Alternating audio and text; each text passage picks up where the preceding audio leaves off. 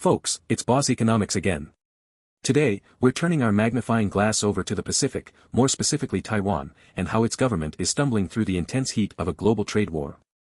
It's not just a local crisis we're digging into, it's a snapshot of the larger, systemic problems wreaking havoc on economies across the world. Buckle up, because this story highlights greed, poor foresight, and government mismanagement, all in one wild ride. Let's be blunt here, the cheap fantasy of globalization has shattered, and what we're seeing is Taiwan's economy caught up in the mess between the US, Mexico, and China.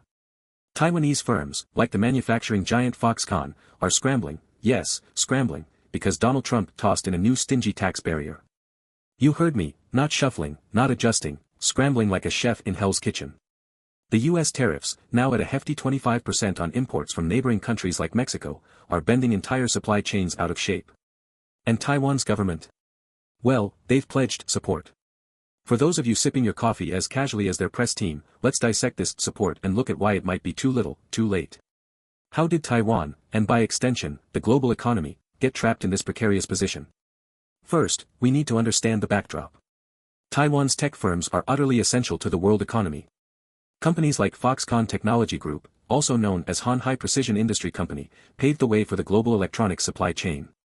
That's right, if you're holding an iPhone right now, there's a darn good chance parts of it were designed, manufactured, assembled, or fiddled with by Taiwanese firms like Foxconn.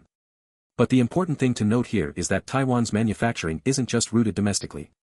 Taiwanese companies are masters of securing low-cost production globally, that's why Foxconn and others set up elaborate operations in Mexico. Mexico became a prime hub because, yep, you guessed it, it's right next to the US. It's all about proximity to the biggest tech consumer market in the world, people. Taiwanese firms are hawking AI servers, parts for the most powerful NVIDIA chips, and the kinds of gadgets you use every day. But now that Trump has erected this huge tariff wall, firms like Foxconn are suddenly reeling. The stock prices of Foxconn, and its competitors like Inventec, nosedived by over 8% as investors rightfully panicked. Panic is just the start of the story though.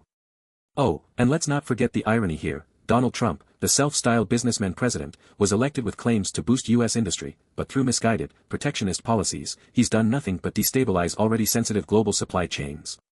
Sure, the intention was to create jobs, pull back manufacturing to U.S. shores, but did anyone care about unintended blowback in Mexico or, in this case, Taiwan? It's all about short-term buyouts without thinking long-term implications. Now, let's get specific with those numbers again, so we all know the magnitude of the headache coming Taiwan's way. Taiwanese firms have poured into Mexico. By 2025, their investments there are expected to balloon to $4 billion, creating jobs for 70,000 people since 1999. It's a significant footprint, ladies and gentlemen, and you can bet the farm that the Mexican government fought hard to establish these ties. But now, all of this is in jeopardy. The thought of retrenching, or pivoting such massive commitments, causes ripples beyond just Taiwan and Mexico. Turning Taiwan's assembly lines on a dime sounds like an action blockbuster plot, but here's what politicians don't tell you, global supply chains are not elastic. Pivoting production lines means unprecedented cost hikes, logistical nightmares, and yes, supply disruptions. Foxconn didn't just set up shop in Mexico for fun or profit. They aimed to stay within a stone's throw of U.S. markets, benefiting from NAFTA and proximity advantages. The forced decision to shift lines across borders. That's counter-efficiency wrapped in absurdity. What happens when you tick off the delicate balance here? Prices shoot up. Exports fall. Investments dry up. In theory, it sounds dandy for Foxconn to just hightail operations back to the US, after all, both Mexico and the US are neighbors, right? To be clear, recruiting Taiwanese firms back to American soil is exactly what Taiwanese officials are hammering in their new win-win speeches. They're talking about organizing delegations, waving flags at US manufacturing expos like Select USA to invite Taiwanese exporters back into Trump's America. But here's another ugly truth, shifting those value chains, thousands of employees, high-tech infrastructure, entire factories, across borders doesn't fall under mission accomplished. It's like unscrewing an airplane mid-flight and hoping the parts work on a completely different plane without headaches. Yeah, not happening, not without a ton of turbulence. Let's break down how Taiwan's economic ministry has reacted. Sounding the alarm after the fire has already spread is not what we call proactive, is it? Their response has largely been academic so far. They've promised delegations, smoother cooperation between industries, and even some support packages. Remember, this is a bureaucracy. We've seen this before, they'll generate a lot of hot air and paperwork. In the meantime, companies like Foxconn will either eat the tariffs or scramble harder than they already are. You can bet their eyes are on mitigation strategies, seeking alternative revenue options, or in the worst cases, downsizing. Ouch. The ramifications could ripple across jobs. Companies aren't infinitely elastic either, folks. Now, let's step back. Taiwan sits in a precarious triangle, a geopolitical layer cake of China tension, American protectionism, and Mexican propositions. Yet, this crisis didn't just build overnight. Taiwan's economy is like a spider's web of cross-border investments. It thrives on trade freedom and low-friction flows. But many of the economic officials gawking about have been too reactive. But let's stop and ask, could Taiwan have seen this coming? Probably, but active foresight in policy is often the first thing to get tossed aside when the gloomiest voices are drowned out by optimism clatter. Taiwan failed to diversify production capacity enough or firewall some of its Mexico dependencies. It wasn't planned carefully, and economists raising the flags in 2021 were largely ignored. This is a wake-up call. Sticking with singular trade partners or relying too heavily on one market proximity advantage can backfire spectacularly when unpredictable trade wars and tariffs become the name of the game. A lot of media will harp on that win-win phrase Taiwan's government spun. At first glance, reshoring Taiwanese firms to the US seems noble, perhaps even smart. After all, Taiwan needs solid global alliances, and the US has been its key ally, especially in standing up to China. But hold your applause here. Reshoring isn't cheap. It requires massive capex, capital expenditure, steep human resources transitions, and lengthening adjustment periods that eat deeply into profit margins.